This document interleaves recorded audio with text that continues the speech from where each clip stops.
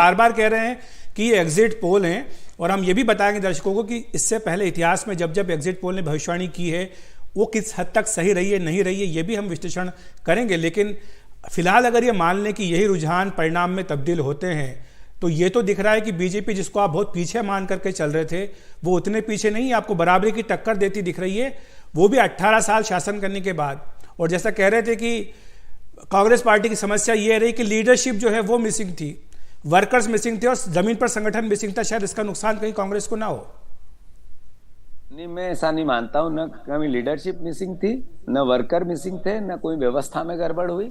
हमने हमारी रणनीति के हिसाब से इलेक्शन लड़ा, लोकल मुद्दों पे लड़ा, मध्य प्रदेश की वस्तु स्थिति पे लड़ा, इनके भावी भविष्य पे लड़ा और भारतीय जनता पार्टी के कुशासन को घर घर लेके गए। मैं मानता हूं अद्भुत एंटी इनकम्बेंसी थी भारतीय जनता पार्टी के खिलाफ। एक आशा थी, एक 15 महीने की हमारी सरकार के प्रति एक विश्वास था और उसका असर दिखेगा। जब भी तो मैं भरोसे से कह रहा हूं कि 135 सीट से ज्यादा आएगी तो फिर आएगी। नहीं, बिल्कुल 3 तारीख को हम आपके पास फिर आएंगे, हम बात करेंगे जो भी परिणाम आते हैं, क्योंकि आज तो हम जैसा कह रहे हैं केवल रुझान है।